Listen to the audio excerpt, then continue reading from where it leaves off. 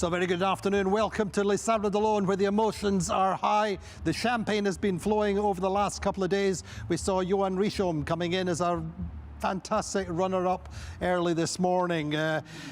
Meantime, on the race court, Seb Simon coming in on Friday in third place. The big local hero. He's going to have all weekend and a little bit of the next week to celebrate, assuming he gets in third, but he's sailing a great race, not far to go. In the international perspective, the other good news today in the battle for 4th to 10, Switzerland's Justine Metro is up to 8th place. Also good news for Ollie here, coming round Cape Horn yesterday in ideal conditions. Coming round Cape Horn today, Antoine Cornic and Jinkun Chu, our Chinese skipper. And this was a very happy Yann when he crossed the line this morning, just around 7:30 local time. My guest this afternoon is Yann Eliès. He's on board with us in the studio. Not only has he sailed 2 Vendée Globes, he's won La Solitaire de Figaro 3 times, and he's also sailed with both the top 2 skippers in this Vendée Globe. We'll come to you in a few seconds, so he's got some great insights. So Yann Richaume came across the line second this morning, 65 days and 18 hours duration, 22 hours and 47 minutes behind Dalin. His first Vendée Globe, playing catch up, and he very nearly did. But he came in this morning, he was fresh as a daisy. Well, I'm relieved to have finished. It was, even though it was a short Vendée Globe, it was still a long race, 65 days, but I didn't see it go by. I feel like we left 2 days ago. The rhythm was incredible, and we had such a fight at the front. I mean, I don't know how you can now come to this race, expect to do a good result without even spending, a few years on the Figaro circuit. It's such a high level now with the boats and with our level of training that it's, an incredible race. I loved it. I saw so many things that I enjoyed the time I spent on the boat. And I'm impressed with the level of the boat that we had. I've barely done any work on it. It would be ready to go back if it needed to, and that's amazing. I mean, we started from a blank page 3 years ago, and we knew we had to catch up on the others. We caught up on quite a few people, just missed one. He was too good. He was too good. Yann Eliès, Yann saying they started with a blank sheet of paper 3 years ago, playing catch-up. He's done well. Yeah, I think it was a hard mission, to arrive in the new IMOCA race with a new teams. Everything was to build, and 3 years after, all the teams and Yann arrived to do second. They arrived to race around the world in a little bit more than 2 months. It's amazing, 40 years ago, Titouan Lamazir, I think he's done 112, 115, and 40 years after, we can say that 2 guys are nearly to do the race around the world in 2 months. I don't believe it. What's made the difference this time between the two? You know them so well, you know the programs backwards. What's been the key difference? I think Yann is a new one, a new racer. It is his first race around the world, so it's a busy. Probably, in the low pressure of in the Indians, he was not sure to do like Charlie Dalin, to catch the low pressure. I think in one of the key of this race. And Charlie's, is crossing the finishing line of the last Vendée Globe first, but he's not winning the race. And it's giving him something motivation. Special, yeah. During 4 years, he was thinking about this Vendée Globe. Each time he's wake up, each time he's doing some sports, technical things. So for me, that's the big difference of the 2 races. The boat designs are very different. Who made the better choice? For this Vendée Globe, that's the thing, isn't it? For this one. This Vendée Globe, it worked for him this time. Because, the weather forecast was special for the 2 guys. They have very, very good conditions, and especially swells in the Southern Ocean. And I think the key was to go fast, to go down the Atlantic and on the way return too. there's no big difference in the south. For Johan, it was an advantage to have a good boat in the swells to catch Charlie in the Pacific. But for this Vendée Globe, definitely it was Charlie's design, which is the good boat. Come back to you in just a few seconds now. Charlie Dalin is obviously, as the Vendée Globe winner, he's under intense pressure from the French media. He's on his way up to Paris as we speak, but we did get a chance to catch up with him earlier on today on our plateau, and this is our interview with Charlie Dalin, almost live. So welcome to our Vendée Globe Live English show. Charlie Dalin, winner of the Vendée Globe, the 10th edition. How did it feel to wake up this morning as a Vendée Globe winner, having dreamt of this for so long? Well, that's a great feeling. Great feeling of a great sense of accomplishment. We've been working really, really hard with the team for the past 4 years, preparing this edition, trying to think about everything, not leave everything behind, and yeah, it's great. A great feeling of achievement to wake up as a winner this morning. 4 years ago, you were not so lucky, but this time I think you've had the lucky star with you. Do you believe in luck? Yeah, I think I've started believing in luck for sure. Yeah, I try to stay positive as much as possible during the race, to win the Vendée Globe, you need to have a luck on board, you don't know until you cross the finish line if luck was on board with you during the race, and I think luck was on board, and yeah, that's great. You've changed since the last race. You were saying you're a little bit more spiritual, perhaps, and you offered some greetings to Neptune and so on going across. Yeah, I didn't do that last time because I think that was pointless. It's not my style to do this sort of thing normally, and I had like some foils problem in the south, that probably cost me the Vendée last time. So it doesn't cost much to do this, and if this can put me in a positive mood and positive mind, because I think we always are better person when you try to stay positive. We make better decisions, we sleep better, we feel better, so I try to do this to have a better race. You had a little health problem there. You missed 2 transatlantics. That changed your outlook in life? Yeah, probably. I felt really lucky and grateful to be back sailing. It was in the beginning of the 24 season. I was really happy to take part in the 2 transat, and also that was complicated then for me to qualify, because these two transats at the end of 2023 were qualifying transats that I couldn't take part in, so I had to wait until the end of April to finally qualify for the Vendée Globe, and that was an obstacle, a really unwanted obstacle, on top of not doing these 2 transats in the preparation to have to wait to finish the Transat CIC to New York to finally win my spot at the start of the Vendée Globe, I was really happy to take the start of the 24 Vendée Globe in November, back on the 10th of November, and I was I was really I really took a lot of pleasure sailing this race. The level now is so high, the duel between Johan and yourself.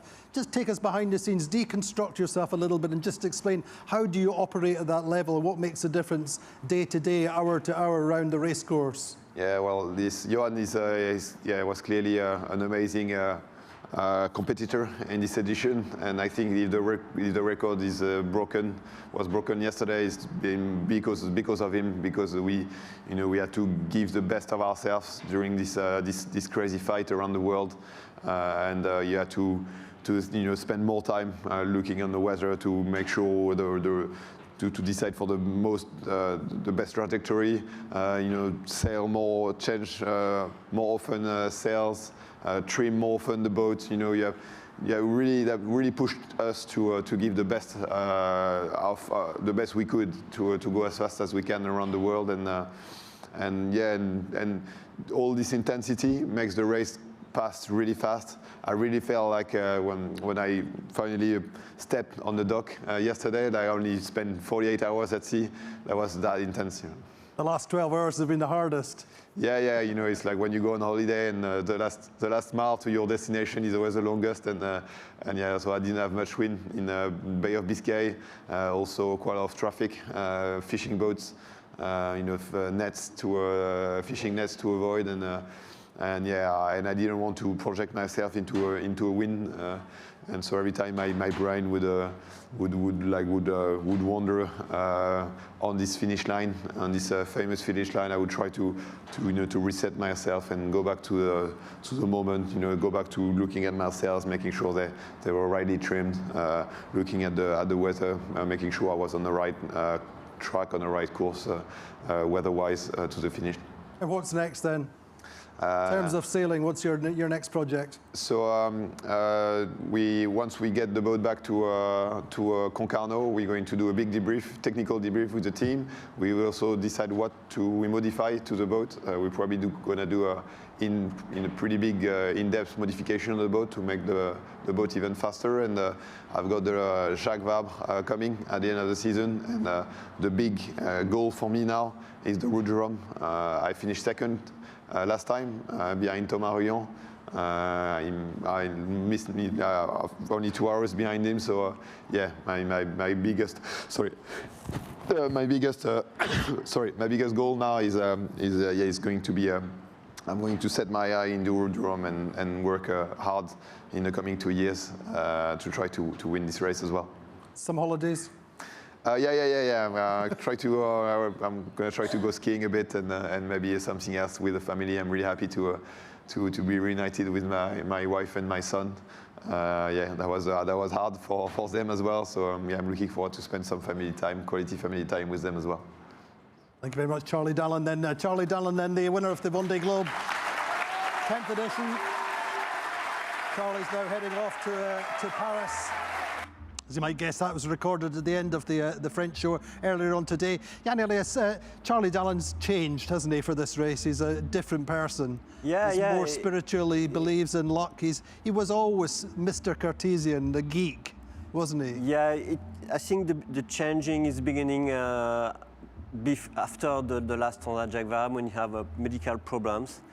Understand. At that point, he didn't know that his career would continue. Yeah, and they understand that the life is not only sailing. The life is sometimes to be happy with your family and with your friends. And when he's coming in Port La Forêt training center to discuss about technical stuff when we are training, he was completely open to discuss. He says what is going on his boat. He discussed with Yann. It was very interesting when you that was different. Yeah, when you have two skippers like that discussing about their own boat and to share what's going on to go faster. So that's a big difference, isn't it? Yeah, we find the big difference, and this victory changed something very important for him. He arrived to win a big race. So I think now Charlie is another different person. But talk about luck in the Vendée Globe. We all know the different elements of luck, but his last race, in the end, he wasn't lucky. But this time he's had the lucky star with him. Yeah. I mean, all the way round, in terms of weather, but even coming into the finish, even coming through his own backyard, you know, even coming into the finish with the most beautiful dawn breaking. That's luck. I think this Vendée Globe is nearly, a Francis Joyon record around the world when he's fighting the record in 40 days. The weather forecast is amazing. Each time there is something locked, the doors is opened and they go fast. They do between Brasilia and Brittany, one way, no tack, no jibe. Yeah. It's amazing. So where does it go from here in terms of the record, do you think? Is this the high water marker? Can we keep going up and faster and faster? We will see in 4 years. In my opinion, I think the weather forecast was very incredible. Yeah. So we think this record will stay. Now, obviously, they were training partners going way back to 2014, 2015. They were actually roommates, I think, sharing the same apartment. You've been co-skipper to both. Yeah. Just give us an insight into their personalities and how they operate. What's the difference? But Charlie, like you say, is a geek skipper. He wants to speak data, he needs to have an engineer between him to discuss about data. It's difficult to go inside his bubble. You have to be a very good guys with him. And Yann is a little bit social, you know, he likes to share with his teams. It's easy to go inside his bubble. But they are nearly brothers, you know. They do the same designer school in England. They are nearly win the same Figaro in 2015. Only 5 minutes between them. So they are very similar. I think that's why they are very so close during this race. Who do you prefer to sail with? It's difficult. I think with Charlie because we win the race, and I'm a racer. I would like to win. Completely. Yeah. So I'm a little bit sad that we don't win the Standard Jaguar with Yann because I think it's next. Well, I hope, but I'm not sure. I think he wants to change of skipper, to change of mind. But when you talk about the world, we've talked about them before. They're very Cartesian. They're very different. They operate in numbers, and you are a natural sailor, I believe, who's contributed to both of their successes. Yeah. I think when they ask me to do the Standard Jaguar with them, they want to use my experience and my feeling. You know, I'm not a data skipper. I'm a feeling skipper. I'm an old one. You know, like old school. Yeah, like Pascal Bidégory. I like when you hear a little bit. Yeah, you hear a little bit of shit and you see the boat going faster and higher. I'm like that, and that's why I think they asked me to do the race with them. And you like to keep things simple. Yeah. Because in their world, it's too easy to go down the rabbit holes and disappear into the data. I said to him, leave this screen, leave this mouse and this computer, see what's going on your boat, try to find what's going on in your arm, in your foot. Fascinating. Yeah. Fascinating. Come back to you in a few seconds. Skipper, you've also sailed with Boris Herrmann. Boris is not in such a great place in terms of his result at the moment, but he's really inspired by the level that these two guys have set. This is Boris's message earlier on today. Charlie has not only flawlessly sailed this Vendée Globe, but he has also managed a great campaign and been involved in the concept of the boat as a trained naval architect.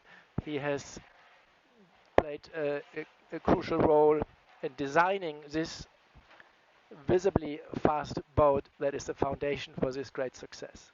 So great congratulations, Charlie. What an inspiration to the world of sailing. For myself, the inspiration and conclusion out of this is that's something I want to. I'm so jealous. I want to work harder, more, further, go even further all the way in the future. Everything in, we have to fight all the way to the best position we can achieve for us in the future as well. Yeah, and under other circumstances, you'd expect Boris to be quite disillusioned, but in fact, he's inspired to come back and do better. I think it's... And you know Boris? Yeah, I know him. I'm doing the ocean race, 2 legs of the last ocean race with him. Boris is a good guy because, you know, his goal is to do a good race, but to have a good spirit in these teams and with all the persons who is around his project. I think if he wants to progress, I think he needs to be a killer a little bit more. You know, if you want to win, you have to reset your mind soft and to be a racer. It's not done for everybody, but because it's a big change, because you have to go to catch all the centimeters and the millimeters everywhere when you can. But it's not so far away, you know.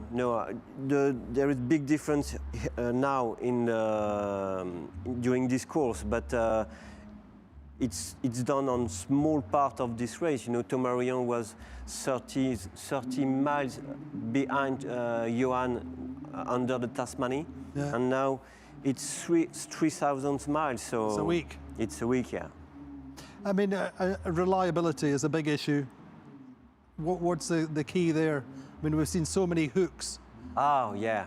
You know, that's the weak link. It's Yeah, I think the foilers are more power and more powerful each years, and it was the mast was breaking. We put some stuff on the mast to make him stronger. So now it's the hook. that's So where that's the strain point, isn't it? Yeah. That's the weak point. So if we do that hook better, perhaps it's gonna break in another Something piece. else. It's difficult to say what's going on after. But it's been so penalising, hasn't it? It's really harmed the guys that have had that problem. Yeah, certainly there are not the same problem on all the hook because there is lots of versions of the hook on each boat. But I think it's a real problem everybody have to work on. And at the moment, the boats are, certainly in that group, the boats are tired, their skippers are tired. Yeah. It's a really difficult phase of the race. Yeah. But in the meantime, we have Ollie here, our Swiss-German skipper on his first ever race. Previously, the boat captain for Alex Thompson. He's coming round Cape Horn yesterday and really had picture postcard conditions. Right behind me or ahead of me lies Cape Horn. Such an achievement, such a great day. I'm very, very happy. Cape Horn, it physically marks the end of a big chapter, the end of the Southern Ocean, which is just massive. So happy to leave this behind and start sailing north. Start sailing towards Les Sables d'Olonne, but it also kind of has a symbolic meaning because since I was a little kid sailing my Optimist on the Lake of Zurich, I always dreamt of sailing a round the world race and passing Cape Horn in a race. 4 years ago, we kind of turned this dream into an objective, and today I'm here passing Cape Horn. Yeah, I'm super, super happy.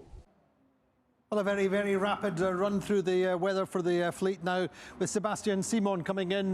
Very much the same kind of schemata, the same kind of situation as the first two have had, coming in into lighter breezes. This high pressure system still dominating, coming into the Point de Bretagne, and then coming down the French coast, down the Brittany coast towards Les Sables d'Olonne. We expect him in on a Friday morning, but a fairly straightforward approach for him indeed. One little final tack coming in upwind finally. So then next to look at is the main group, 4 to 10. Looking at Jeremy Bayou, Sam Goodchild and Paul Meillard. This little bit of a breakaway for them. Meantime, Boris Herman and Thomas Rion, I think going a little bit further to the west. Not really a good situation for them, but largely caused by circumstance and problems rather than strategy. And then further back we have Sam Davis, Clarence Kramer and Benjamin Dutreux. A little bit lighter for them. Let's see how this plays out. But generally, it's still a boat speed race for the group in front in the northeasterly trades. Coming into the high pressure zone, the next weather feature for them, they'll come into lighter winds. And then this big low pressure coming down all the way down to the Azores, which will bring quite strong winds for them into Monday. That will be the big test for this group coming in next. And then for the group coming through the cold front off just to the northeast of Rio. Well, Roman Athanasio in quite a nice situation, having got clear of the thunderstorms. A little bit upwind for him, but he's good into clear breeze. His objective will be to come up, tack and get out towards the southeasterly trades and use them as has been conventionally the case coming up through the equator, etc. Meantime, out here, not quite as quite an easy situation for them. They're in good breeze, and still for this group here in the cold front, loads of activity, thunderstorms, and quite slow for them. And then finally, for the group further to the back, we have Guirec Soudé in the best situation for him, coming in the reasonable breeze, southerly south, easterly breezes for him. He's well ahead. But then for this group here, we're very much in a complicated situation with quite light winds and increasingly being forced to go towards the South American coast. So that's the situation with the weather for the fleet at this moment. So there we go, that is the weather just now. So Yann, Sebastian Simon has really grown up and sailed a fantastic race. You also sailed with him. So you sailed with all three top I'm sailing skippers. with all the You're the skipper. You're the magic touch. Oh no, I'm a lucky skipper than that sort of skipper phoned me to do the double and race. But yeah, Sebastian, it's a very surprising about him because you know he's start his project very late, and I think it changed of mind too because the last Vendée Globe is very hard for him. The relationship with his sponsor and his team was not perfect, and this time it changed a lot, and I'm happy for him. Without putting him, dropping him in it, what was the problem behind the scenes? He had different ideas to the sponsors and the programme. I think he gave the keys to the designer to build the boat and to imagine the boat, and the boat was not as well as expect. And after, they break lots of things, 2 or 3 falls. So after, there is not a good vibe in the teams. And I think it's more leadership of this project this time, and it's changing a lot. But he's a fast sailor. Yeah. Visibly. Yeah, he's winning the Figaro race in 2018. Yeah. I think school's Figaro is the best school to try to be a good competitor. So we're never going to see a British winner? Or what do you think of Sam Goodchild? Because he sailed a fantastic race. He's schooled in the Figaro. You know, if you're talking about somebody for the next race, Sam would be the man. I think if he have a good boat with a good design for the last Vendée Globe, he can win. Fingers crossed. Yeah. But in the meantime, Conrad Coleman, a crazy Kiwi, he's on good form. He's actually in quite a good position. He's chasing Jean Le Cam. Jean Le Cam's quite far ahead, but this is Conrad's interpretation of his situation, and congratulations to the 2 winners. So first, Charlie, hats off, well done. Incredible effort. Hats off, well done to Johan, who pushed Charlie all the way and kept him honest. Absolutely incredible effort by the 2 of them, and yeah, just amazing what these Imoca boats can do when they're fully powered up, fully funded. You know, the absolute pinnacle of ocean racing technology. It was a pleasure to share a start line with you guys, even though in effect we have very different boats and we're not in the same race. Well, running very briefly through the rankings just now, Sebastian Simon leading just now, or certainly leading the fleet now with over 2,100 miles ahead of Jeremy Bio. That's effectively the best part of a week. In the meantime, Sam Goodchild, he is 13 miles behind Jeremy Bio. Still a nice match between them. Paul Meha is just about 60 miles behind Sam at the moment, but the key thing to notice is the progress for Justine Metro, now up to 8th. Thomas Rion and Boris Herrmann having, as we saw on the routing, having to go out to the west a little bit. So our Swiss skipper Justine is up to 8th. Sam Davis in 13th of our internationals. Alan Rura 17th, Isabel Joschka 19th, Giancarlo Padotti 20th, Conrad Coleman still nice solid position in 22nd, quite a bit of distance forward to Jean Le Cam, but it's a nice target for him to pursue over the coming weeks. Kojiro Shiraishi in 27th, Oliver here round Cape Horn yesterday in 29th. Good Cape Horn conditions for Ollie, Zinkun Chu in 31st, and as ever, Denis van Veenberg in 34th. So there we go, that's our ranking. And just now, Yann, Eliès, the ranking really quite mixed up in terms of design and new boats. Do you need a new boat for the next Vendée Globe to win? Me? No, not you, but does one need a new boat to win the Vendée Globe next time? Yeah, I think it's each time the new design make a big step, especially the foils. So I think if you want to win, you need a new design. What's the next evolution in foils then? What are we looking at? I think we try to make the boat flying in a low speed, like 14 knots. Actually, I think it's nearly 16.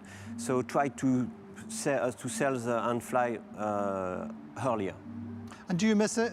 Do you miss being out there? What? Do you miss being out racing, doing the Vendée Globe? Or are you quite happy it's to finished. It's finished for me. I'm too old.